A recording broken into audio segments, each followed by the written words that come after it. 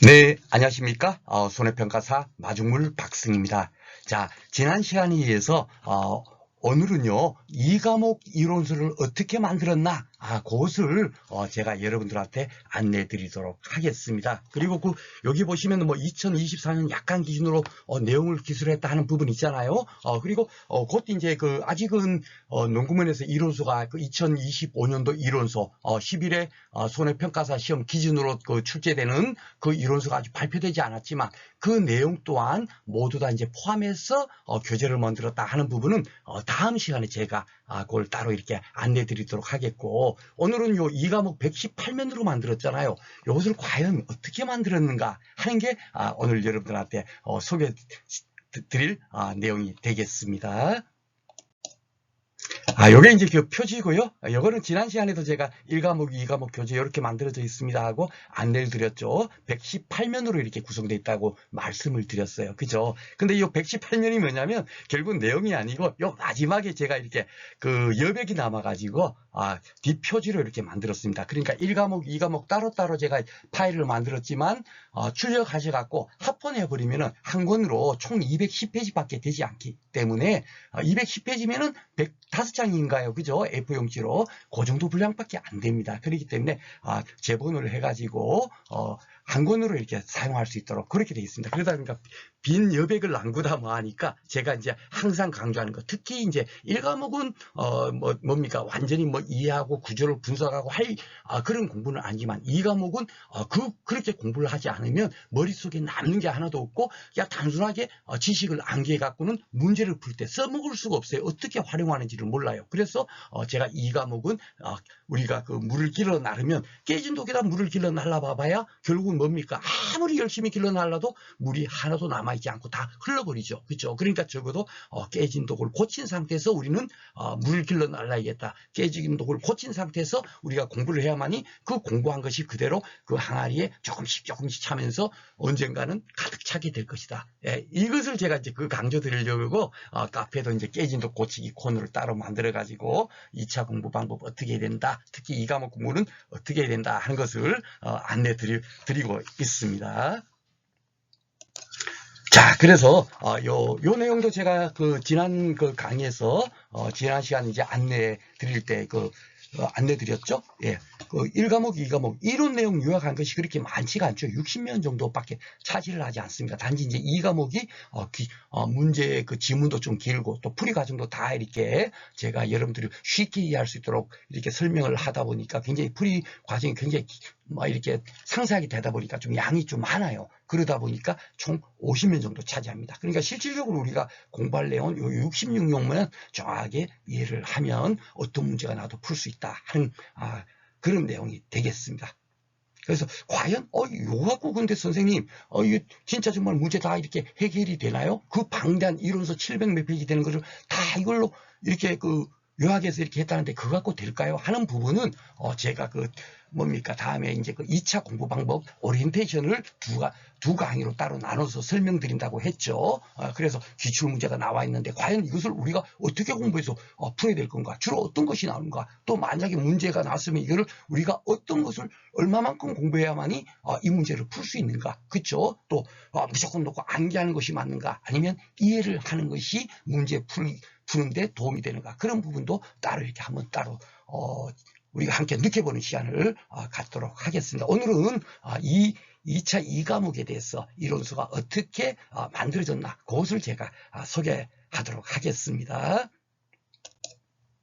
자, 이 과목이 이제 제일 첫 번째 이제 손해평가 개요. 요거는 사실 그렇게 중요한 게 아닌데, 그럼에도 불구하고, 이 손해평가를 어떻게 하는 건가?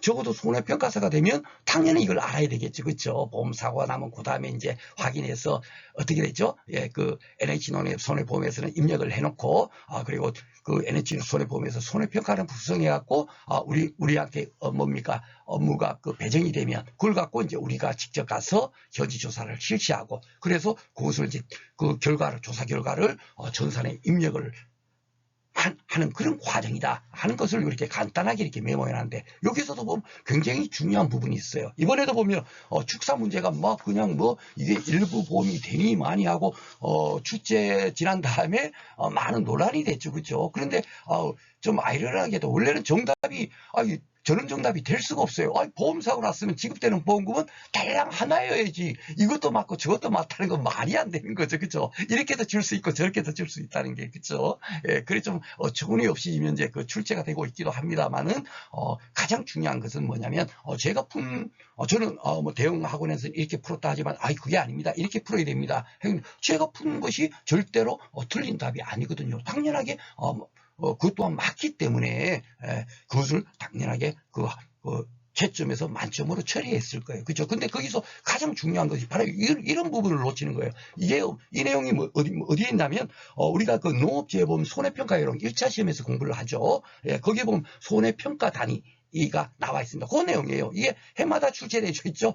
농업재해보험 법령에서. 그쵸? 예, 출제되고 있는데, 농작물 같은 경우는 그 손해조사를 어떻게 하면 농지 전체를 대상으로 조사를 하는 거고, 가축은 개별 가축별로 한단 말이에요. 쉽게 말해서 소가 10마리를 보험을 가입을 했어. 그런데 만약에 2마리가 폐사됐다 치면 뭐 어떻게 되죠? 그 2마리를 각각 조사할 거 아닙니까? 보험 가입수 다 다르니까. 그쵸? 현재 사고 당시에 보험 가입이 요 A라는 소는 700만 원이네.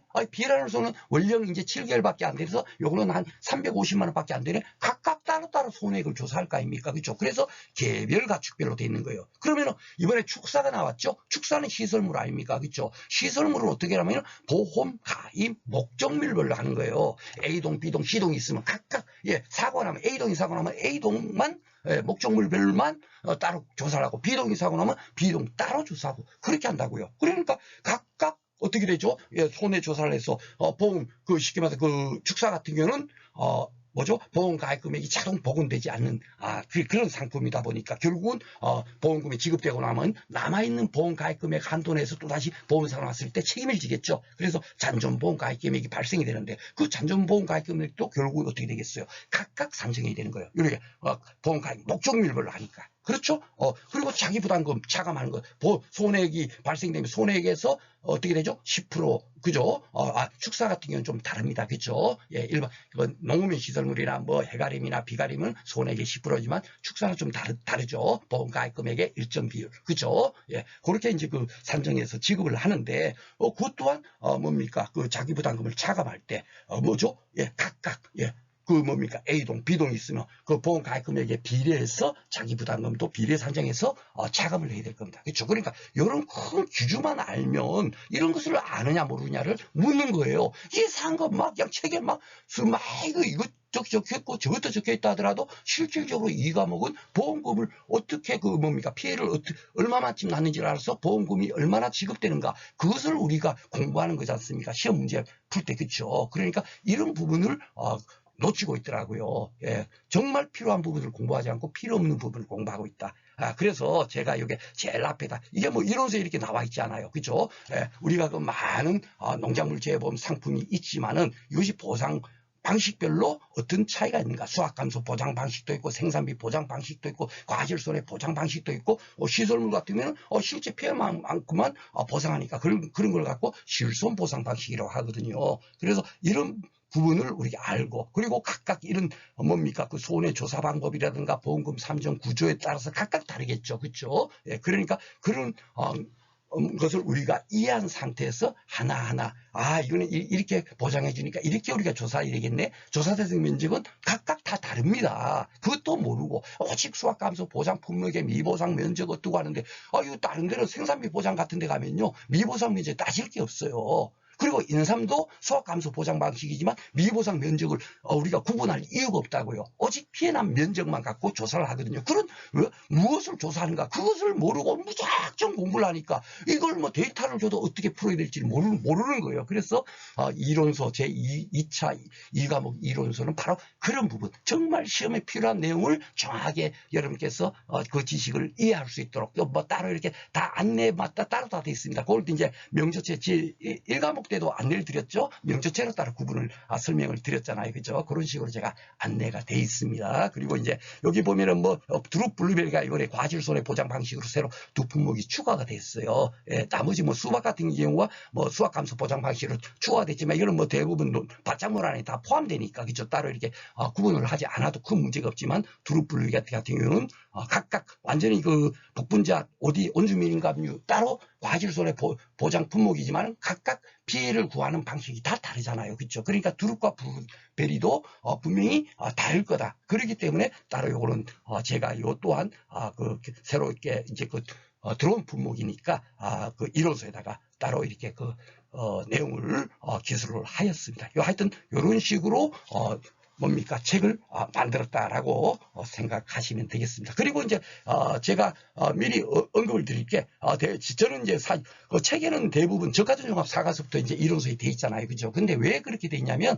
그 저가전 종합 사과수가 농작물 재보험 품목에서 가장 먼저 도입된 거예요, 사과배가. 그렇죠? 그러다 보니까 저가전 종합 사과수부터 항상 기술이 되고 있지만 실질적으로는 우리 그 뭡니까 농작물 재보험의 대부분의 품목이 수확감소 보장 방식으로 보험금을 지급하고 있는 거거든요. 그러니까 사실 이 부분이 제일 중요한 겁니다. 이 부분은 무조건 놓고 해마다 두 문제 정도 이것을 아느냐 모르느냐를 가지고 두 문제 정도 출제가 되고 있죠. 그렇죠? 그리고 과수보다는 논밭작물 먼저 공부하는 것이 이해하기가 쉽기 때문에 사실 항상 제가 지난해도 그 2차 강의할 때는 뭡니까 농작물 밭작물부터 시작을 했어요. 그런데 이 부분도 여러분께서 정확하게 뭡니까 그 제가 손해구조가 이렇습니다 해도 잘 이해를 못 하시는 것 같아서 이번에는 더욱더 쉽게 그 금년 강의는 생산비 보장 품목부터 들어갈 거예요. 그렇게 하면 이런 거구나 큰 틀을 알게 되면 정말 암기할 게 없거든요. 그리고 문제에서 데이터를 다 주니까 이렇게 문제에서 데이터 준다 하는 부분은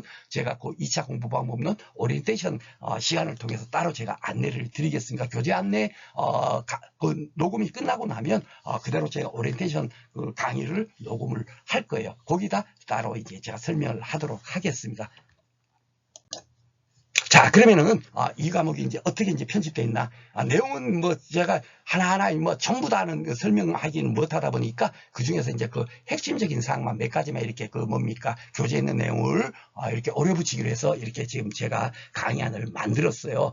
수확감소 보장 방식이 가장 한 80% 정도로 가장 많다 그랬죠. 논작물, 밭작물, 대부분의 과수품목, 뭐 포복자만이나 발과수나 다 뭡니까 수확감소 보장 방식으로 이루어지는 거예요. 그러니까 이 똑같은 방식으로 뭡니까 그 수확량을 조사해서 보험금을 지급하는데 과수도 알아고 공부하고 그 논밭작물 따로 공부를 하더라고요. 큰 툴이 다 똑같은데 그렇게 공부를 하는 게 아닙니다 하는 것을 하기 위해서 보험금 산정 프로라는 것을 따로 이렇게 제가 딱 했어요. 그래서 먼저 수확량이 얼마인지를 조사하는 거다. 그리고 이제 옥수수 같은 경우는 피해 수확량, 피해가 얼마, 피해 수확량을 따져가지고 그대로 그 피해 수확량 곱하기 가액 가격을 곱해버리면 피해 액이 나오지 않습니까? 그렇죠. 그 피해만큼 결국 뭡니까? 보험금이 지급이 되겠죠. 그렇죠. 예, 요런 구조만 좀 다를 뿐이지 결국 똑같은 방식이에요. 과수도 또한 똑같은 거. 과수는 뭡니까? 그 논밭작물은 스퀘어미터당으로 따지지만 과수는 스퀘어미터로 할 이유가 없죠. 예, 나무수, 주수로 따져버리면 되니까. 그렇죠. 그러니까 주당 수확량을 우리가 조사를 하는 겁니다. 결국은 산출하는 이유가. 그래서 이런 것들을 딱 조사하고 나면 그 다음에 조사하지 않은 면적에도 수확량이 있을 거다. 그렇죠? 그래서 그 미보상 면적이나 타작물 면적이나 이런 면적에 대해서는 뭡니까? 환산 수확량을 따로 구하겠죠. 그렇죠? 그래서 이 두 가지를 합한 것이 해당 농지의 수확량이다. 근데 이 수확량을 다 인정을 해주냐? 손해보험회사에서는 피해를 절대로 모두 다 인정하지 않는다니까요. 예, 그 중에 일부분은 야 계약자 너도 이런 부분이 좀 잘못됐잖아. 그죠? 보상하지 않겠다. 이 부분은 피해액의 일정 부분은 만약에 쉽게 말해서 5천만 원이 피해됐어. 근데 야 10%는 야 이거는 당신도 잘못했잖아 해서 5천만 원에 10%면 얼마죠? 예, 500만 원. 그 500만 원을 빼는 겁니다. 예, 그런 의미로서 미보상 감수랑 요걸 딱 빼주고 나면 결국은 어떻게 되냐면 정확하게 피해가 얼마나 났나. 그죠? 보험회사에서 책임져야 될 피해가 딱 산정이 되는 거예요. 그래갖고 그 보험금 피자 공시에 대비해서 보험금이 지급된다. 이게 전 논작물, 밭작물, 과수에 공통적으로 적용되는 겁니다. 그러니까 이 큰 틀을 공부를 하고 여기다가 이제 살 붙여서 각각 뭡니까? 품목별로 이제 조금씩 차이가 나는 게 있겠죠. 그죠? 예, 그러니까, 밭작물 같은데 시키면서 양파 마늘을 왜 비대칭지수, 마늘을 왜 한상계수를 적용하는가? 쉽게 말해서, 뭐죠? 예, 수확량 산정할 때 여러분들 한번 생각해 보세요. 야, 얼마쯤 수확이 됐을까? 표본과를 설정해서 만약에 그 뭡니까? 그 마늘을 채취를 한다 칩시다. 그러면 채취해가 무게를 달 거 아니에요. 그죠? 종고 5cm를 잘라갖고 무게를 단다. 이렇게 돼 있습니다. 그죠? 조사 방법에는. 그럼 무게를 달면 그 무게가 전부 수확량일까요? 아니죠. 왜냐하면 마늘 같은 경우 까지 다 포함해서 무게를 달았잖아요. 그러니까 껍질 무게는 빼야 될 거 아닙니까? 그게 바로 환상계수인 거예요. 그러니까 껍질 무게까지 다 달았으니까 난지형은 72%만 이게 실제 수확이고 한지형은 70%만 그 무게 70%만 수확량이야. 그것을 적용하기 위해서 환상계수를 산정하는 거고 그리고 뭡니까? 양파하고 마늘 같은 경우는 우리가 그 수확날에 가서 조사할 수 없죠. 그죠? 수확날이 만약에 6월 20일이에요. 그런데 우리가 막 일정에 따라서 뭐 6월 10일 날 가서 조사할 수 있죠. 그러면 그때 가서 조사하면 어떻게 되죠? 아직도 20일이 됐어야 최종적으로 그 해당 농지는 수확을 할 건데 그 전에 가서 수확량을 조사했으니까 앞으로 양파 마늘 같은 경우는 하루하루 수확 직전에 가면 하루하루 다르게 팍팍팍팍 이렇게 그 뭡니까 작물이 커지나 봐요. 그러니까 그 앞으로 10일 이후에 오늘 우리 조사한 무게보다는 분명히 더 많은 무게가 될 거야. 그것을 적용하는 것이 비례추정 지수거든요. 각각 품목마다 이렇게 차이가 있다. 그렇죠? 그런 것들을 우리가 따로 이렇게 딱 공부를 해버리면 완벽하게 딱 되는 거야. 큰 틀을 딱 공부하고 세부적으로 각각 품목별로 특징이 있는 거. 옥수수도 있고 차도 있고 그렇죠? 그 감자 같은 게 병충해 감수량을 보장해 주잖아요. 그럼 병충해 감수량을 어떻게 산정하는가? 그쵸? 요런 부분. 그리고 하다못해 이렇게 그 1급, 2급, 3급, 이 당연하게 보험금 산정이 당연히 필요한 거죠. 그죠? 1급일 때는 90%를 적용해줘야 되니까 이게 곱하기 90을 0.9를 곱해주지 않습니까? 그러면 1급 병해가 뭔가?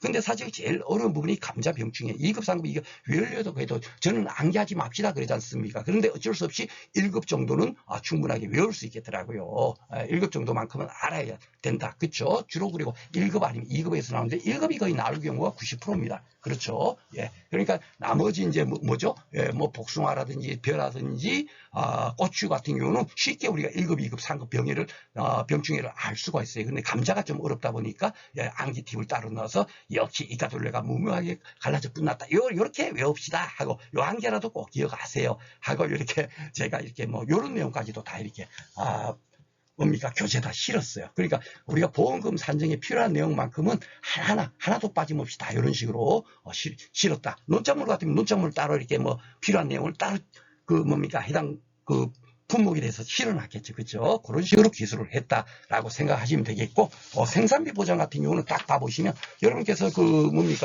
이 작업을 어느 정도 해서 좀 이해하시는 분도 계시지만, 대부분의 수험생들은 사실 그 생산비 보장 품목에 가서 우리가 손해조사 가는데, 쉽게 말해서, 마늘밭에 가서 조사하는 거하고 똑같이 조사하는지를, 그렇게 생각하시는 분들이 많아요. 조사상 면적이 바로 똑같구나라고 생각합니다. 왜냐하면 맨날 적정사가수부터 밭작물, 롯작물 그런 식으로 공부를 하잖아요. 적정사가수도 조사상 면적에서는 어떻습니까? 미보상 주수, 고사 주수 다 빼고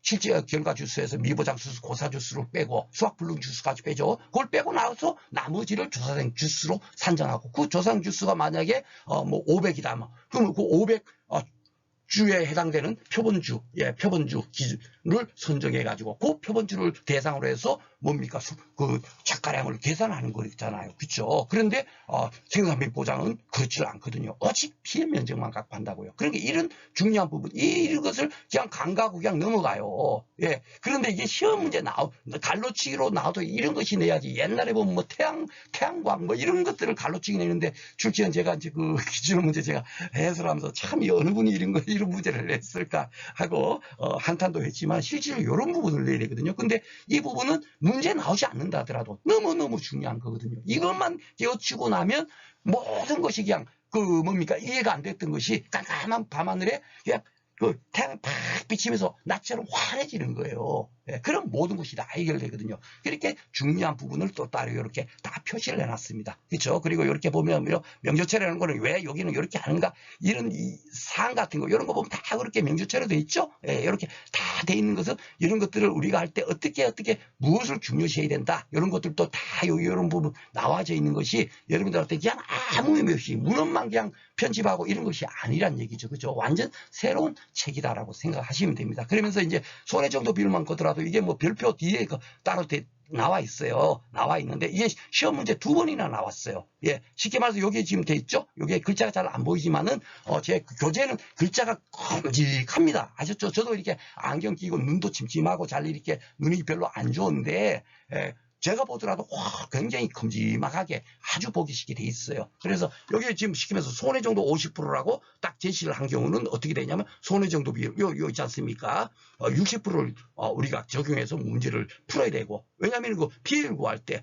피해 비율 곱하기 손해 정도 비율이잖아요. 그렇죠? 곱하기 1 갈로 열고 1 마이너스 미배성 비율이니까. 그러면 이 손해 정도 비율 60%를 적용하는 것을 아느냐 모르느냐, 이걸 문제를 2번이나 냈어요. 그리고 심도를 냈어. 손해 정도 비율 아니면 그 심도가 50%다. 50% 제시해주는 게 50%니까 뭡니까? 여기에 해당되는 게 60% 하면 안 되죠. 이 경우에는 어떻게 된다? 손해 정도 비율 50%로 적용해서 풀어야만 된다. 이걸 아느냐 모르냐 하고 이해는 2번이나 기출을 했어요. 6회부터 10회까지. 이런 중요한 사항을 정말 여러분께서 알아야 될 게, 야, 이거에 대해서니까 외우세요가 아니고, 이걸 어떻게 우리가 문제 풀 때 활용해야 되는가, 그런 부분으로 안내가 되어 있는 거고, 요 부분도 마찬가지죠. 비율을 제시하지 않고 직접 이렇게 뭡니까 20%짜리가 몇 개고 40%, 그걸 그냥 뭐 작물 그거를 딱 줬어요. 줄 때는 뭐죠? 예, 요게 뭡니까 피해 작물의 합계를 딱 계산하고 큰 표본을 나눠버리면 되겠죠. 그죠? 예, 표본 전체 그 뭡니까 표본으로 딱 나눠버리면 아이고 손해 정도 비율이 몇 프로구나. 그렇게 이제 산정. 이게 아마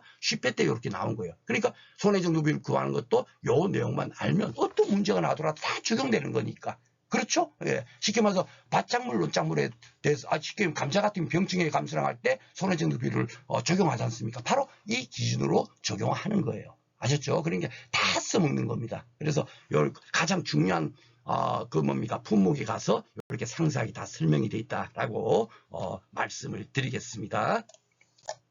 제가 막 할 얘기도 많고, 사실 이 과목은 제가 정말 그 책이 자신 있기 때문에 많은데, 뭡니까, 간단하게 오늘은 하겠습니다. 오늘은 사실 공부하는 그런 시간은 아닙니다. 그죠? 책이 어떻게 만들어졌나, 그리고 공부해본 분들은, 야, 이 책이 새로 공부하려니까, 야, 이거 공부할 게 많고, 그래도 어떡하지? 이렇게 걱정하시는 분들이 계시다면, 야, 정말 이 책만 보면, 와, 그런 게 진짜 눈에 탁 띄고 귀에 탁 들리면, 야, 진짜 이렇게 하면 다시 이렇게 도전할 수 있겠구나. 야, 요 60페이지 정도 양밖에 안 된다는데, 그래, 내 다시 한번 해보자. 그런 마음이 여러분들께서 가질 수 있도록 안내드리기 위해서 사실 오늘은 이제 이렇게 그 동영상을 제작하는 겁니다. 이 세부적인 내용 같은 경우는 제가 실력 다지기 강의를 통해서 교육 교재를 갖고 제가 실력 다지기 강의는 진행을 할 거예요. 그죠? 하나하나 뭡니까 그림 그려가면서 상세하게 제가 안내드리도록 하겠습니다. 이런 부분도 보면 금년에 10회 때 나온 거죠. 그죠? 조사 이후 해당 계로 추가 발생 수는 보상하지 않는다. 그죠? 예.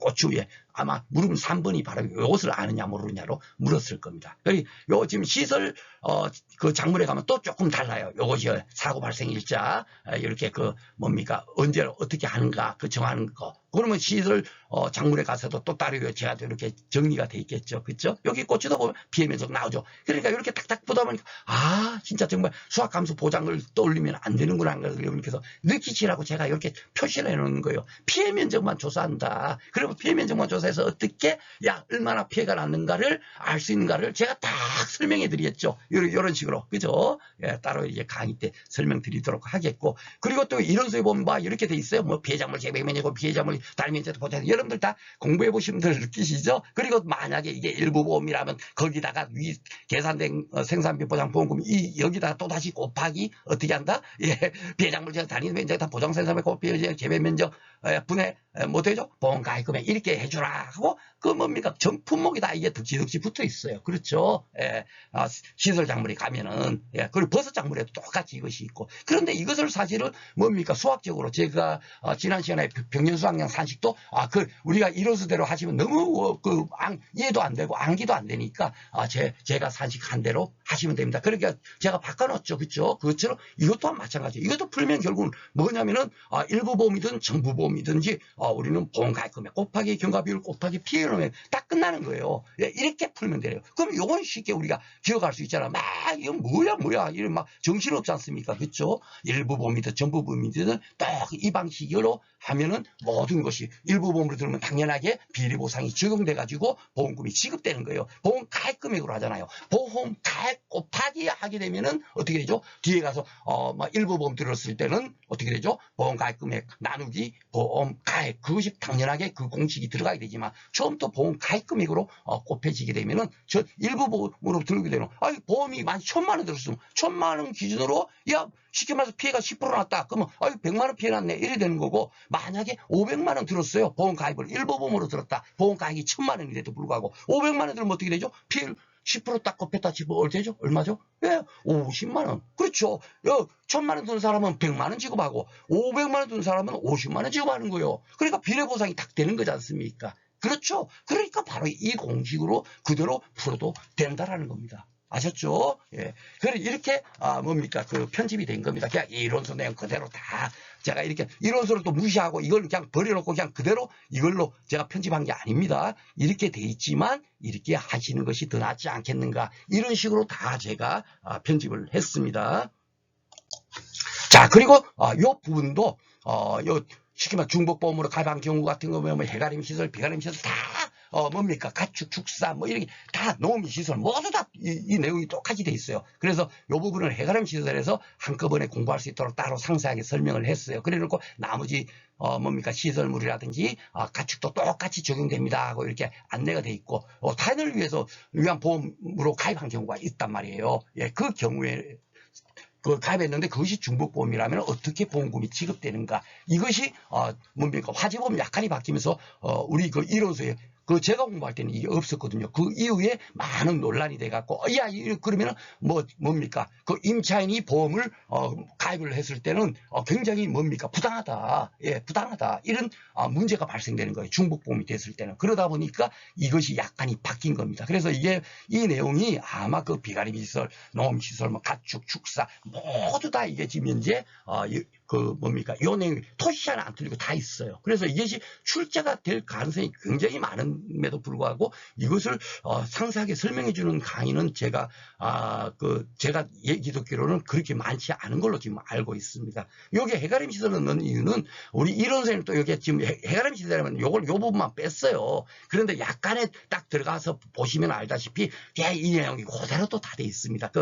이론서 편집하시는 분이 그냥 뺀 거예요. 그냥 실수로. 그죠? 이것저것 짜집기 하다 보니까. 그러니까 해가림 시설은 출제는 안 되겠지만 해가림 시설은 아니다 할 이유가 없는 거죠. 다 통일하게 적용이 된다라고 생각하면 됩니다. 그러면서 제가 이것을 이해하도록 하기 위해서 이렇게 가능한 한 사실 제가 이론 교재에는 예상 문제까지 넣지 않아요. 왜냐하면 예상 문제는 따로 문제를 만들어 가지고 지금까지 출제됐던 문제도 만들지만 출제되지 않았던 핵심 퀴즈에 대한 것도 문제를 만들어서 문제풀이를 해드리겠죠. 그렇죠? 다 출제되지 않은 부분에서 나올 가능성이 굉장히 많거든요. 그렇죠? 예, 당연히 그렇게 하는데 그렇게 하다 보니까 이론서 교재 내용이 너무 방대해지다 보니까 제가 가능하면 배제를 하고 기출문제 6회부터 10회까지만 집어넣었지만은 이 내용은 너무너무 중요하고, 내가 출제원이라면 이거 무조건 넣어낼 것 같아요. 예. 그래서 제가 이걸 따로 이렇게 사령으로 문제를 제가 이렇게 만들어 가지고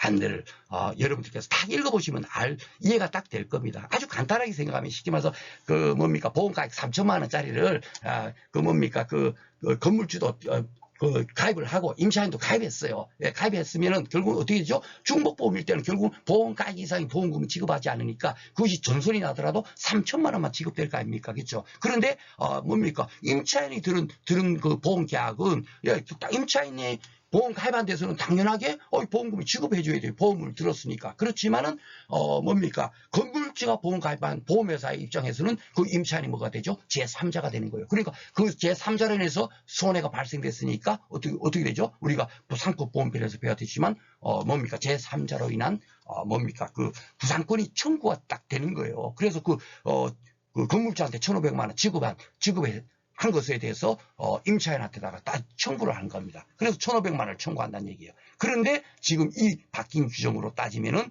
뭡니까? 청구할 금액이 없게 되는 거예요. 왜냐하면 여기 뭐 그 다른 계약이 없다는 가정하에 계산된 보험금 있잖아요. 그렇죠? 그러니까 아주 간단하게 생각해서 뭡니까? 그 비닐하우스 같은 거 노후 시설물을 뭡니까? 임차인이 LH농협 손해보험에 가입을 했어요. 그러면은 그 다른 보험 계약이 없다는 가정하에, 그죠? 그리고 뭐죠? 그 비닐하우스를 소유주도 뭡니까? 다른데 뭐 삼성화재에다 가입할 수 있겠죠. 가입했지만 그것은 없다는 가정하에서 보험 가입이 3천만 원인데 3천만 원 들었어. 똑같은 아까 전에 위에 상황하고 똑같아요. 예전 약관하고 똑같은 사례로 했지만은 지급되는 뭡니까? 대위 금액이 없게 되는 거죠. 왜냐하면 3천만 원 손해난데 다른 계약이 없다는 가정하에서 보험금을 계산했으니까 손액 3천만 원 됐어. 보험 가입금이 3천만 원 들었네. 그대로 다 지급하라는 얘기예요. 그렇게 하고 나면 뭐 어떻게죠? 뭡니까? 쉽게 말해서 소유주가 가입한 보험회사에서는 그 소유주한테 보험금 지급할 게 없겠죠. 3천만 원 이상은 절대로 지급하면 안 되니까. 그렇죠? 예, 그게 손해보험의 원칙이니까. 그러니까 그 삼성화재에서는 소유주한테 하나도 보험금을 지급 안 했으니까 그 제3자인 임차인한테다가 비닐 그 하우스를 임차한 분한테는 보험금 구상권을 청구할 게 없다는 얘기가 되는 거예요. 그래서 계약자 그 제3자를 위한 그 뭡니까 그 타인을 위한 보험으로 가입한 경우에 뭡니까 계약자를 보호하게 된다. 이런 것을 이렇게 안내드리도록 하고, 또 하나는 또 조금이라도 좀 다르게 들었어요. 다르게 들은 경우에는 그러더라도 1,500만 원이 아니라 1,000만 원만 뭡니까 구상권을 청구하도록 이렇게 된다. 그래서 요 두 문제만 딱 풀어보면 어떤 문제라도 이 내용을 가지고 어떻게 문제가 나와? 이게 갈로치기도 분명히 나올 수 있어요. 우리 그 출제원들의 어떤 수준으로 봐서는 갈로치기 문제도 분명히 나올 수가 있지만 여기까지 딱 공부해 놓고 나면 완벽하게 이렇게 우리가 그 대처를 할 수가 있지 않을까 그런 생각을 가져가지고 이런 부분도 다 집어넣었습니다. 그렇기 때문에 그 뭡니까 그 이론서에 없는 내용도 지금 제가 다 이렇게 이런 것이 다 이론서에 없는 내용이겠죠. 그렇죠? 예, 그런 내용 또한 다 집어넣어 가지고 62여 페이지밖에 되지 않으니까 내용이 여러분께서 충분히 공부하실 수 있다라고 말씀드릴 수 있겠습니다. 자, 그리고 여기 보면은 이제 비가림 시설 따로 농업 시설물에 따로 우리가 제가 뭡니까 이런 내용을 다 설명을 드렸겠죠. 설명을 드리고 난 다음에 따로 여러분들께서 종합적으로 공부해 볼 수 있도록 하기 위해서 따로 이렇게 도표로 또 이렇게 보험 가입 부분 어떻게 하느냐 이거부터 시작해가지고 요거는 사실 1과목인 내용이지만은 실제로 여기서부터 시작이 되는 거거든요. 그래서 다 비용손해에 대한 부분까지도 다 따로따로 각각 어떻게 중요한 것을 여기는 손자인데 비용손해는 자기부담금 차감하지 않는다. 이렇게 너무너무 중요하죠. 화재사고에 자기부담금 미차감한다. 농업시설물 비가림 시설 이렇게 다 한눈에 알 수 있도록 돼 있죠. 그리고 여기 보면은 해가림 시설은 여러분들께서 어떻게 감가상각하는 걸로 알고 있었죠. 그런데 아마 2025년도에 뭡니까? 그 이론서가 바뀌게 되면 제초달 가입, 특약을 가입한 경우는 어떻게 되죠? 예, 감가상각하지 않고 보험을 가입하고, 시설 설치 당시에 가액을 기준으로 보험 가입을 시키고, 사고가 나더라도 10년이 됐다 하더라도 10년 전에 설치한 그 가액을 기준으로 손해액을 산정하도록 바뀌었습니다. 이런 부분도 지금 제가 다 이렇게 벌써 바꿔가지고 다 집어넣어 있는 거예요. 예. 이론서 바뀐 다음에 새로, 왜 이게 또 바뀌었네 하고 또 새로 공부하고 할 이유가 없습니다. 아셨죠? 예. 이렇게 지금 돼 있고, 그리고 미보상 비율 이런 것들은 다들 그 뒤편에 나와 있어요. 뒤편에. 부록이라고 해갖고. 그러니까 별로 중요하지 않은 것처럼 하시는데 이런 것이 중요한 겁니다. 이런 것이 사실 여러분들께서 지금 기출문제 해마다 출제되고 있죠. 미보상 비율이 제시되지 않는 기출문제 보셨나요? 안 보셨을 겁니다. 너무너무 중요해요. 그러면 이 미보상 비율을 어떻게 10% 어떻게 적용하는가 하는 부분 그 기준 정도로 당연히 알아야 되겠죠. 그죠? 그리고 미보상 비율을 우리가 사고 날 때마다 미보상 비율을 조사할 거 아닙니까? 그죠? 예, 계약자가 책임져야 될 거, 보험회사가 책임 안 져야 될 거, 이런 것들을 파악하기 위해서 미보상 비율을 당연하게 사고 날 때마다 조사할 때마다 그 미보상 비율을 우리가 조사를 한다고요. 근데 만약에 그것이 다를 때는 어떻게 해야 되는가? 이것도 시험 문제에 당연하게 출제될 가능성이 굉장히 높습니다. 계산의 문제. 그쵸? 예, 이런 부분을 다 진짜 정말 시험에 필요한 내용만 따로따로 다 뭡니까? 해당 내용 한 군데 가서 딱 공부를 하면 다른 데 가서 다 똑같이 적용되는 거니까. 그쵸? 예, 이런 부분도 다 집어넣고. 그리고 비행정계수 같은 경우도 문제에서 50%형이 몇 개다, 80%형이 몇 개다 줘버리면 이 기준을 몰라도 되지만 어떤 데는 어떻게 되죠? 이 기준으로 늦추죠. 50%형 피해 과실이라고 안내하지 않고 야 50%의 가격이 하락되는 것이 몇 개였더라. 뭐 가공용으로 공급될 수 있는 품질이 그 과실이 몇 개였더라. 이런 식으로 줘요. 그러면 어떻게 되죠? 이 기준을 모르면 그 뭡니까?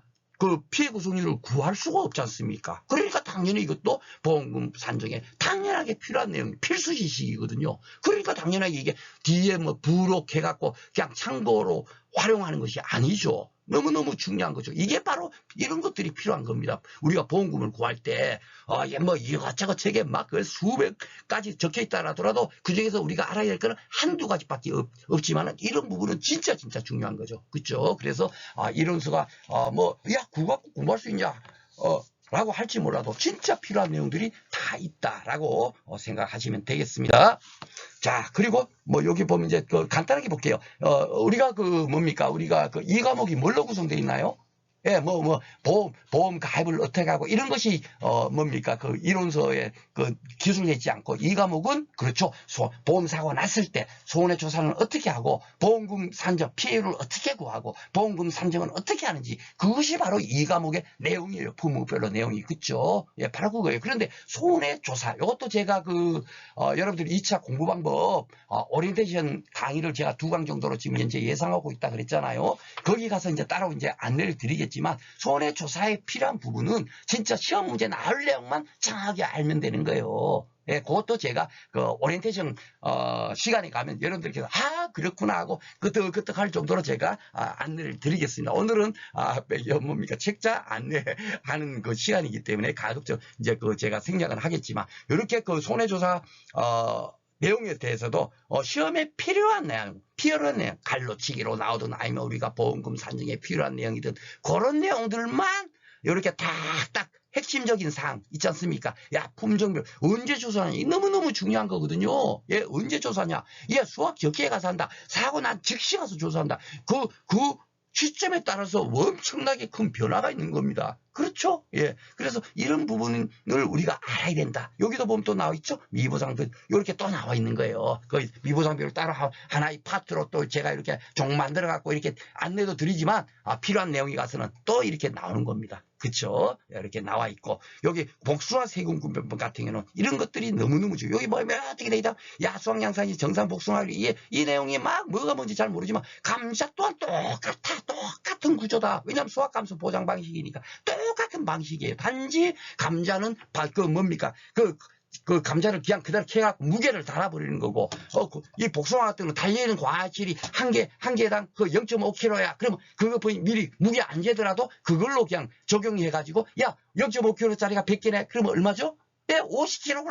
이렇게 그냥 그대로 산정한다는 거예요. 그쵸? 그런데 이제 과일은 어떻게 죠? 달려있는 것도 수확량이 잡을 수 있고, 떨어져 있지만은 어떻게 됐죠? 떨어졌지만 수학 시계에 가서 떨어졌다. 그러면 떨어졌다고 해서 100% 피해입니까? 아니죠. 수학 시계에서 떨어졌을 때는 요거는 80% 정도는 수학으로 잡아도 되겠네. 이렇게 할 수도 있잖아요. 그렇죠? 예, 그렇게 다 이제 해서 나머지를 수학량 잡아야 되니까. 그러니까 착가된 거, 낙가된 거 따로따로 이렇게 구한다 하는 거. 그 개념만 정확하게 이해를 하시면 되겠고, 왜 또 제가 이런 내용을 이렇게 또 막 지면서 강조하냐면, 지금 병충해 봐보세요. 병충해 보장 사진을 몇 개지 해주지 않아요. 그냥 홍보하기 위해서 몇 가지를 해줍니다. 그런데 지금까지 6회부터 10회까지 나온 것이 벼, 감자, 고추, 병충해 보장하는 품목 다 지금 출시가 되고 있어요. 금년에 고추 나왔죠? 예, 이건 뭐죠? 예, 이거 뭡니까? 2급 병충해를 아느냐 모르느냐를 갖고 고추 문제가 나왔단 말이에요. 그런데 지금까지 그럼 병충해 보장 품목 중에서 안 나온 게 뭡니까? 복숭아예요, 복숭아. 그러면 11회 때는 이걸 가장 우선으로 나온다 생각하고 공부를 해야 되겠죠. 그렇죠? 예, 이게 지금까지 안 나왔다고 이게 중간시되면 안 된다는 얘기예요. 이제는 이것이 나오는 거니까 이걸 공부해야 되는 겁니다. 여러분. 아셨죠? 예, 그래서 이 책이 60페이지 만들었다고 했고, 진짜 기출문제 지금까지 나와 있는 거 대충 이렇게 해갖고, 그 정도만 공부하라고 만들었구나. 절대로 아니다. 라고 생각하시면 되겠습니다. 이런 부분도 다 이렇게 뭐 보상제일 아닌가 이런 거 있지 않습니까? 이런 또 시험 문제 나오질 않았어요. 근데 최근에 이제 10회 문제 보면 이런 부분으로 이제 나오고 있죠. 예, 바로 이런 것을 아느냐 모르냐 그거를 이제 묻는 문제로 나온다고요. 예, 그래서 실질적으로 보험금 산정에 진짜 필요한 내용 그 부분을 다 이렇게 진짜 중요한 거니까 형광 바탕까지 넣고 이렇게 빨갛게 넣고 그죠? 예, 그렇게 편집을 했다 말씀을 드리겠습니다. 예, 그리고 여기 이제 뭐 수확량 조사도 이제 뭐 여기 요거 보니까 팔가수 쪽이네요, 그죠? 팔가수 보면은 이거 막 외울래요. 이게 외우는 게 아니에요. 여기는 지금 잘 보면 유자는 여기 지금 요까지만 돼 있고 요 주당 낙가수 이것이 없죠. 왜 없겠어요? 예, 유자는 수확 개시 이유는 미보장 하지 않습니까? 수확 개시 시기가 봄 종기예요. 그러니까 당연하게 낙과에 대한 수확량은 조사할 필요가 없죠. 예. 그렇죠? 예, 바로 그거예요. 예. 그리고 나머지 밤 호두만 수확 전에 만약에 피해났다 그러면은 낙가에 대한 것도 수확량으로 잡는 거고 매실, 대추, 살구라든지 오미자, 참다리 같은 거는 수확 전에 사고 나면 낙가에 대한 것은 100% 피해죠. 예, 수확 전에 벌써 그 땅이 떨어졌는데 그게 뭐 수확량으로 잡을 수가 있어요. 수확이 아주 안 되는 상태에서 그 상품이 가치가 있어요, 없어요? 없죠. 그런 시장에서 그냥 공짜로 가지고 와도 아무도 안 갖고 갑니다. 그렇죠? 예, 수확도 아주 수확 적지가 안 된 상태에서 떨어진 거, 무슨 그게 뭐 상품이 가치가 있겠어요. 그렇죠? 예, 그렇지만 밤이나 호두 같은 거, 밤은 툭 떨어지면 어떡해요, 여러분. 그 수확으로 잡아야 되죠. 아직은 수확 적지가 아니지만 떨어져 있으면, 그래도 그 밤 같은 껍질이 쌓여 있고, 호두 같은 경우는, 그렇죠? 그래서 그런 부분이 좀 차이가 있다. 이렇게 이해를 하면서 공부를 하면 이것이 다 뭡니까? 같은 울타리에 놓는다. 단지 오미자, 참다리 같은 경우는 오미자는 메타당으로 기료로 조사를 하니까 메타당으로 바뀌는 거고 참다리는 면적으로 또 하거든요. 참다리는 막 덩굴처럼 우겨져 있잖아요. 나무처럼 한 주, 두 주 이런 식으로 할 수가 없어요. 막 덩굴처럼 이것과 저것이 막 그냥 엉켜갖고 같이 막 이렇게 엉켜 있는 거예요. 그러다 보니까 그는 주로 환산할 수 없다 보니까 면적으로 해갖고 메타당으로 이렇게 환산을 하거든요. 예, 그래서 이런 부분까지도 다 이렇게 다 뭡니까 이렇게 녹여서 다시 이거 하다면 비대칭 주수 여기 이런 것까지 다 돼. 착가 피해만 한다. 낙가 피해는 비대칭 주수 절대로 중요하지 않는다. 왜냐하면 한번 생각해보세요. 착 달려있는 것은 앞으로 더 커질 가능성이 많죠. 그러니까 비대칭 주수 적용하는 거고 떨어졌어요. 떨어졌는데 더 이상 뭡니까 그게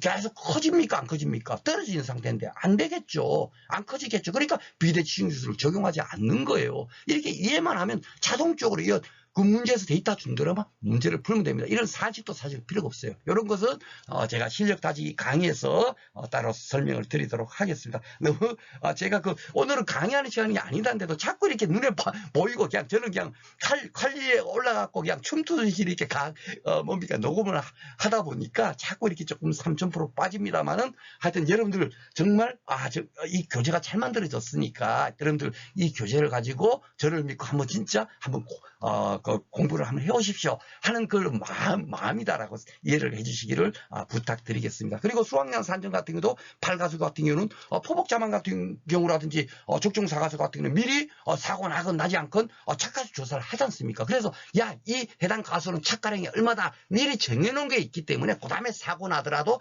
감수량만 딱 빼버리면 최종 수확량이 딱 나와버리는데 이 팔가수 같은 경우는 사고가 나야만이 조사를 나가도록 돼 있거든요. 그러니까 수확 직전까지는 사고 안 나더라. 수확 이제 그 과수는 이제 막 수확하고 있어. 수확하고 이제 태풍이 와갖고 집중 와갖고 과실에 피해가 됐다라고 생각해 봅시오. 그러면 현재 뭡니까 착가량이 얼마에서 얼마쯤 피해 났는가를 우리가 알아야 되는데 그거를 준비를 해놓은 게 없으니까 두 가지 방법을 하는 거죠. 그렇죠? 그러다 이것을 이해를 참 못하시는 분들이 많아요. 그래갖고 이거 보면 다 일일이 EX 해갖고 이럴 때 이렇게 하고 이렇게 하고 왜 이렇게 해야 되는가 이런 부분도 상세하게 이렇게 수학 산정 프로를 이렇게 다 설명을 했습니다. 책에는 이론서에는 이렇게 안 돼 있겠죠. 별표 뒤에다가 글자 비지도 않게 그렇게 돼 있습니다. 근데 이게 진짜 중요한 거는 보험금을 산정할 때 진짜 이게 필요한 거니까. 그렇죠? 우리는 2차 시험 2차 이과목을 공부하는 목적이 보험금을 산정하는 거예요. 보험금을 산정하려면 수확량이 얼마인지를 알아야 수확감소 보장품은 수확량을 알아야 평년 수확량에서 수확량을 빼야 그 다음에 그것이 피해량 아닙니까? 그 피해를 보상해 주는 거거든요. 그러니까 수확량 산정하는 것이, 오직 이거예요, 이거. 수확량을 산정하는 거. 그쵸? 이 중요한 것이 별표 뒤에 가고 글자 비지도 않게 돼 있고, 앞에서는 조사 방법, 시알데기 없는 거, 돼 있어요. 쉽게 말해서, 야, 착각 피해 조사 이렇게 한다.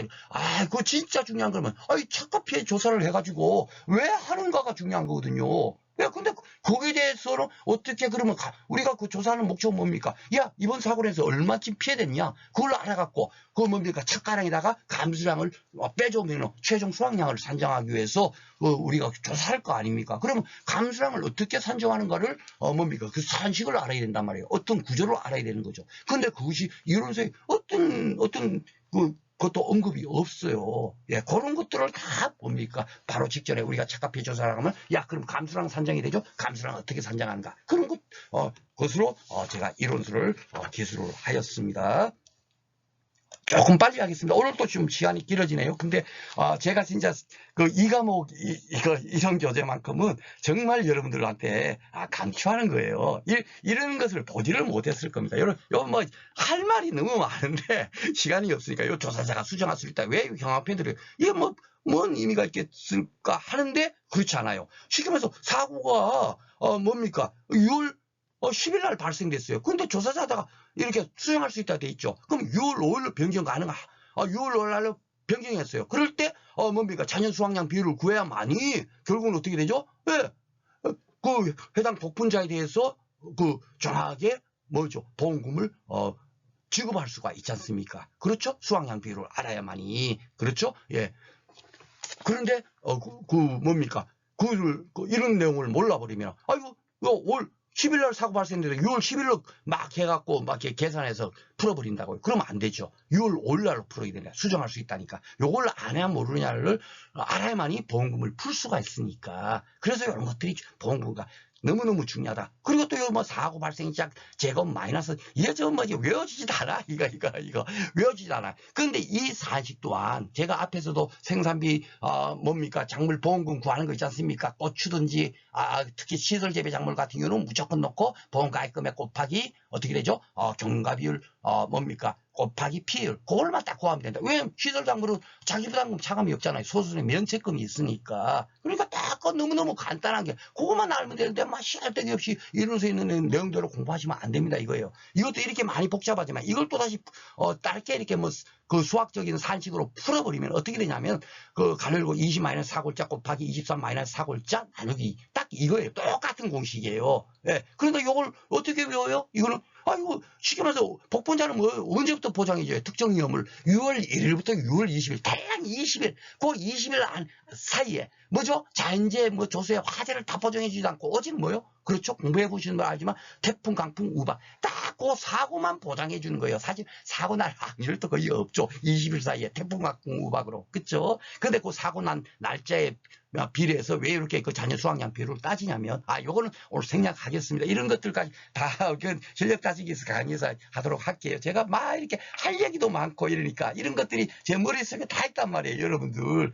외우고 자시고 하는 거 아니야. 하여튼 이렇게 20일까지 있다 보니까 복분자 이거 뭡니까? 수확 보험 종기가 20일이잖아요. 20-4골자 곱하기 거기다 3 플러스씩 해서 보너스로 23-4골자 나누기 해버리면 되는 거예요. 그러면 암산도 됩니다. 요걸만 한번 볼게요. 6월 10일 날로 만약에 이렇게 정했다 칩시다. 그러면 20에서 4골자 10 빼면 10 남죠? 예. 여기는 23에서 10 빼면 13 남죠? 야, 그럼 곱하려면 어때? 10 곱하기 13.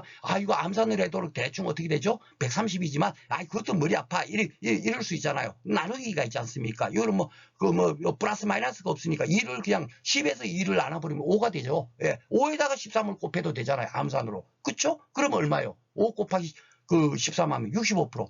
이거 자녀 수확량 비율이 65%구나. 예, 이렇게 암산으로 구할 수 있도록 이런 팁까지도 다 이론서에 됩니다. 이게 지금 이제 우리가 농구만에서 발표되는 이론서 이런 게 없지 않습니까? 그렇죠? 이렇게 만들었다 하는 거 제가 말씀을 드리겠습니다. 나머지 시간 강의사 이런 부분도 좀 생략을 하겠습니다. 하여튼 중요한 거 보험금과 관련돼서 필요한 부분은 다 다 돼 있다라고 생각하시면 되겠고, 이 OD 같은 경우도 제가 공부할 때, 이 메타당 주당, 이게 너무너무 어렵더라고요. 여기는 환산 결실은 분명히, 메타당, 1m에 몇 개가 결실수가 몇 개인가, 이걸로 정한 값을 가지고, 여기는 보면 어때요? 주당 평균, 주당으로 나눈 값을 또 이거 해갖고, 그걸 같이 합성해. 이거 짬뽕인데 이게 뭐야? 이렇게 굉장히 공부할 때 저도 어려웠었습니다. 예. 그래서 저는 이제 시험 칠 때는 사실 이걸 깨닫지 못하고 그 이후에 제가 이제 나름대로 이렇게 뭐 강의를 하면서 이렇게 하다 보니까 이런 부분이 완벽하게 이제 깨달아지죠. 복분자도 뭡니까? 해당 농지 복분자 가수 전체를 대상으로 해서 피해를 산정하는 게 아니에요. 오직 한 포기를 기준으로 뭡니까? 한 포기에 그 고사결과 모지수가 몇 개인가, 그거를 파악해갖고, 요마침 피해됐으니까 피해를 이렇게 잡아야겠다. 그거를 우리가 하는 거거든요. 그러니까 특이한 거, 요런 것들만 다 알면, 보험금 산정하는 게 너무너무 쉽습니다. 그죠? 그래서 이런 부분도 이해가 안 되는 부분도 바로 그렇게 다 여러분들께서 이해가 안 될까봐 이렇게 대부분 다 요거 명조체로 많이 돼 있죠? 우리가 알아야 될 때가 딸랑 요건데. 그래, 이렇게 다 명조체로 돼 있다라고 이해하시면 되겠고, 원주밀감유에 대해서도 이거 이제 피해진에서 많이 뭡니까? 7회, 8회 뭐 계속 논란이 많이 됐었어요. 많이 되고, 특히나 7회 때는 그래서 전원정답 처리해주고 했는데, 그것이 이제, 지난해 완벽하게 이제 바뀌어서 이게 이제 원주민감유에 해당되는 거야 하고 이제 드디어 발표가 됐었죠. 그렇죠? 그럼에도 불구하고, 병충해에 관련되는 것은 또다시 이제 논란이 있고 하지만, 그런 부분도 제가 일일이 다 이렇게 표시가, 안내가 돼 있습니다. 안내가 돼 있고, 이런 것들도 여기가, 딱히 굉장히 어려울 것 같지만, 딱 요거만 딱 보면 칼라 되는 것만 딱 봐보면 너무너무 쉽게 그냥 딱 접근이 됩니다. 오늘은 공부하는 시간이 아니니까 제가 생략을 하도록 하겠습니다. 이제 10분밖에 안 남았네요.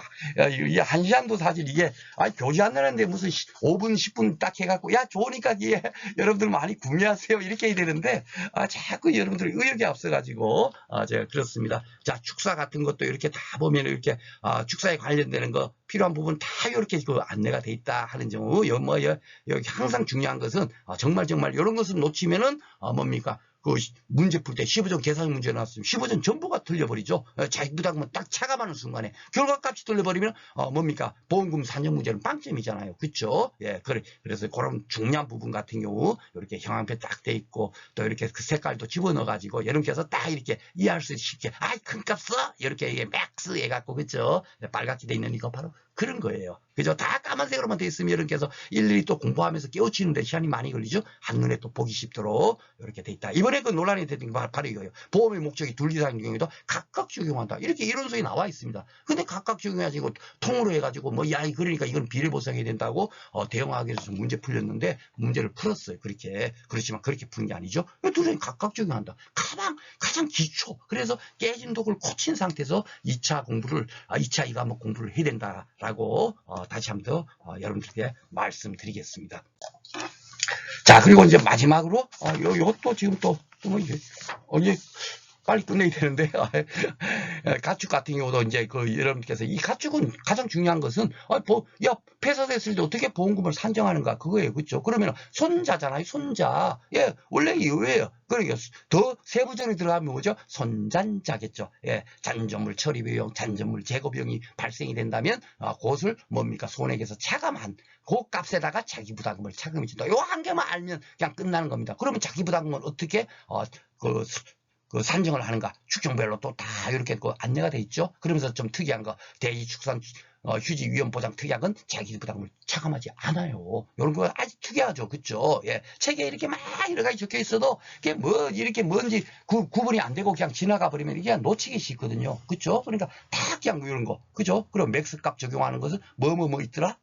딱 돼 있죠. 이게. 그죠? 예. 축사하고 돼지 가금에 뭡니까? 질병위험 보장이라든지 폭염위험 보장 특약 그럴 때만 요 맥스값 적용해서 한다. 나머지는 그냥 보험가 자기부담 비율에 몇 프로 그냥 적용해서 뭡니까? 자기부담금을 산정하고 있죠. 그렇죠? 예. 그리고 뭡니까? 지급보험금 산정할 때 이걸 과연 그러면 어떻게 산정이 되는가? 이것도 아주 쉽게 제가 설명하도록 하겠습니다. 여기 이렇게 내용이 이렇게 아주 간략하게 돼 있지만 실질적으로 이 내용이 여러분께서 가장 어려워하시는 부분이에요. 맨날 왜냐하면 시설물 풀다 보면 이걸 또 시설물하고 다른 구조죠. 가축은. 그렇죠. 이거는 지금 손해보험의 원칙을 그대로 적용하는 거예요. 그러니까 손해보험의 기본이 뭔가 그걸 깨닫는 순간에 모든 것이 끝나는데, 그래놓고 농작물 재해보험은 좀 변형적으로 하는 거거든요. 그렇죠. 그래야 되는데 농작물 재해보험이 원칙이라고 생각하고 공부를 하니까 이것이 헷갈려서 풀지를 못하는 겁니다. 그래서 이런 부분은 실력 따지기 강의를 통해서 안내 드리도록 하겠습니다. 하여튼 이렇게 이게 뭐 이론서에 이렇게 나와 있지 않죠. 그렇죠? 이렇게 제가 따로 여러분들한테 뭐 지급품 산정 프로 각 대부분 품목별로 뭡니까 보장 방식별로 산정 프로를 다 이렇게 집어넣어 놨어요. 요거는 이런 문제는 이렇게 풀어 생산비 보장 품목은 이렇게 풀면 돼요 하고 1번, 2번, 3번 이런 식으로 제가 안내가 다 해놨습니다. 자, 그리고 이제 그 기출문제 제가 6회부터 10회까지 집어넣어놨는데, 지금 봐보세요. 10회가, 고추가 뭡니까, 2023년도에는 준비기 생산비 개수가 52.7%였어요. 그러니까, 지난해 시험 칠 때는 52.7% 이 기준으로 문제를 풀었을 거 아닙니까? 이 준비기 생산비 개수가 결국 뭡니까? 마침 현재 사고 난 시점이 현재 보상 생산비 가 투입된 시점이 어느 정도 비율이냐? 그게 경과비율이죠. 경과비율을 산정하는 것이 준비기 생산비로서 알아야만이 경과비율을 산정하니까. 그것이 벌써, 뭡니까? 내년에 이론서에는 49.5%로 바꿔서 나올 거예요. 그러면 이걸 갖고 옛날로 문제 풀면 돼요? 안 돼요? 안 되죠. 왜? 그러면은 돈 손옵니다. 그렇기 때문에 이런 것들도 즉시 바꿔놔야 돼요. 그래서 저는 49.5%로 바꿔놓고, 이걸로 문제를 풀었겠죠. 예, 구회 문제도 이게 지금, 감귤각, 이게 감귤일 거예요. 그죠? 예, 원주밀 감귤일 겁니다. 이것도 뭐죠? 예, 자녀 수확량 비율 있지 않습니까? 예, 여러분들 금년에 공부한 내용 있죠? 그게 또 바뀌었어요. 또. 뭡니까? 계약자들이 또 항의. 야, 이거 무엇이 자녀 수확량 비율을 이렇게 많이 빼. 야, 이제 11일, 20일, 22일인데 무슨 자녀 수확량 비율이 50%밖에 안 나와. 지금 현재 이런 구조예요. 말도 안 되는 겁니다. 그렇죠? 예, 수학이 12월 1일부터 이제 개시되다 보니까 쉽게 말해서 뭐 1월달 이게 되면 자녀 수학이 없는 거예요. 거의 쉽게 여러분들 산식을 잘 봐보면 지금 이제 지난해 공부한 내용도 그랬지만 그러다 보니까 하도 항해 들어오니까 쥐똥만큼 조금 자녀 수학량 비를 또 바꿔놨습니다. 그러니까 이런 거는 외우는 게 아니에요. 이걸 출제하는 위원이 있다면 그 사람의 수준이 잘못된 거지. 그렇죠? 예, 이런 것은 외우는 게 아닙니다. 아셨죠? 이걸 어떻게 적용하는 건가? 그것만 알면 되는 겁니다. 즉 아까 말씀드린 것처럼 사고 발생 일자를 어떻게 해야 되는가? 사고 난 날짜를 잡아야 되느냐? 아니면은 뭐죠? 예, 조사자가 변경할 수 있으니까 변경한 날짜를 적용해야 되는가? 그것만 알면 되는 거예요. 우리가 필요한 내용은 그런 내용이겠죠. 그렇죠? 그러니까 이런 데다가 막 힘쓰고 공부하니까 정작 중요한 걸 공부를 하지는 못하는 거예요. 정작 중요한 게 매년 나오는데 그걸 국민교육원장같이 쓰지를 못하고 막 버벅대고 야 이게 뭐였지? 막 이래야 하는 순간 시간이 부족해서 떨어지는 거예요. 공부량이 부족해서 떨어지는 게 아닙니다.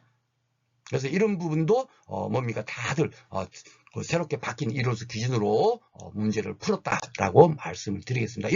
요것도 이제 논란이 됐던 건데, 이런 것이 왜 논란이 되냐면, 왜 논란이 됐다 하는 부분, 이런 것 때문에 논란이 된 거예요. 그래서 전원정답 처리한 거예요. 하고, 제가 왜 이렇게 30%를 피해서 잡았는지, 이런 것들도 논란이 많이 될 수밖에 없는 겁니다. 원래 피해액이라고 나와야 되죠. 손해액이라는 것은 쉽게 말해서 어떻게 되죠? 감가상각을 적용해야 되면 감가상각률을 적용한 상태에서 손해액. 그것을 손해액이라고 하거든요. 근데 문제에서는 손해액으로 이렇게 나왔어요. 여러분들 문제 풀어봐 보면, 진짜 이거 손해액으로 그대로 이걸 풀어버리면 문제 풀 게 없어요. 그러니까, 그러기 때문에, 이런 것도 결국은, 출제가 좀 잘못된 거지만, 오류적인 문제지만은 출제자 의도대로 풀어야 된다 하고 제가 이제 그렇게, 풀었지만은, 이런 것도 좀 잘못된 부분을 이렇게 제가 이렇게 코멘트를 해놨습니다. 그러니까 이 과목의 문제가 이렇게 많은 부분이 좀 잘못된 부분이 있어요. 그리고 제가, 중요한 것은 뭐냐면 이 과목은 풀이 과정을 여러분들한테 제가 이렇게 숫자로만, 2800, 플러스 23,100 이런 식으로 해놔놓으면 이게 뭔 의미인지 여러분께서 잘 의미가, 들어오지 않잖아요. 처음에는. 그쵸? 공부하실 때. 그래가지고, 일일이다. 일일이다. 2800이란 것은 뭐다. 미얀마 품종의 그 뭡니까 저가 착가수야 저가 착가수까지 하려다 보니까 너무 또 그 많으니까 그냥 적착이라고 할까 적착 정도만 하면 아실 것 같아서 그래서 조장지수 곱하기 주당 착가수가 65개니까 그래서 미얀마 품종의 저가 착가수는 2800개야 뭐 이렇게 다 풀어갖고 사실은 뭡니까 그 이론수를 만들었어요. 그러니까 분량이 많이 늘어나는 거죠. 원래는 100페이지도 안 될 거예요. 문제 그 6회부터 10회 푼 것이 거의 한 뭐 거의 50몇 페이지 정도 돼버리니까 이렇게 풀이 과정을 다 설명하다 보니까 근데 계속 일하다 보면 여러분들이 뭡니까 이렇게 풀어야 되는 줄 알아요. 이렇게 풀면 안 됩니다. 시험장 가서 이거는 여러분들한테 이해 도모 차원에서 이렇게 하는 거고 실제로 문제는 이렇게 풀어야 된다. 이런 내용까지도 같이 요거 집어넣고 야 공간이 여백이 남다 보니까 제가 이렇게 같이 이런 것들도 또 안내를 드렸어요. 이렇게 뭔 얘기인지 알죠? 실제로 시험장 가서는 이렇게 풀어야 됩니다 하는 것도 안내를 드렸다라고 말씀을 드리겠습니다. 아이고 벌써 시간이 다 됐네요. 오늘 이렇게 여러분들한테 하나라도 더 알려드리고 싶어갖고 진짜 정말 여러분들한테 뭡니까 도움이 되는 그런 교재이기 때문에 많이 관심 가져주세요 하는 마음으로 녹음하다 보니까 오늘도 좀 길어졌습니다. 자, 그래갖고 이제 그 2차 강의 일정은 지난 시간에 안내드렸으니까 생략하겠고요. 교재를 원래 그 강의가 제가 강의를 신청한 분들에 한해서 교재도 지급하고 또 앞으로 이제 문제풀이 특강하게 되면 문제풀이 그 교재도 따로 이게 다 지급할 겁니다. 지급하지만 이미 그 뭡니까 다른데 강의를 신청하신 분들 같은 경우 따로 이렇게 또 제 강의를 수강하기는 좀 부담이 될 수도 있잖아요. 그래서 교재만 따로 이렇게 판매하기로 했습니다. 그래서 간단하게 이렇게 살펴보시고 오늘은 시간 관계상 이 부분은 생략하도록 할 테니까요. 만약에 관심 있는 분들은 뭡니까 제 카페 오셔도 따로 제가 이제 그 안내를 드릴 겁니다. 그 공지사항 보셔도 되겠고 아니면 요 내용 그대로 스톱해놓고 뭡니까 참조해서 보시면 되겠습니다. 다음 시간에는 정말 중요한 거예요. 여러분들 뭡니까 그 금년도에 이제 밖에서 나올 내용 그런 내용을 어떻게 제가 이론서에다 적용해서 뭡니까 교재를 만들었는지에 대해서 살펴보도록 하겠습니다. 긴 시간 청취해 주셔서 진심으로 감사드리겠습니다.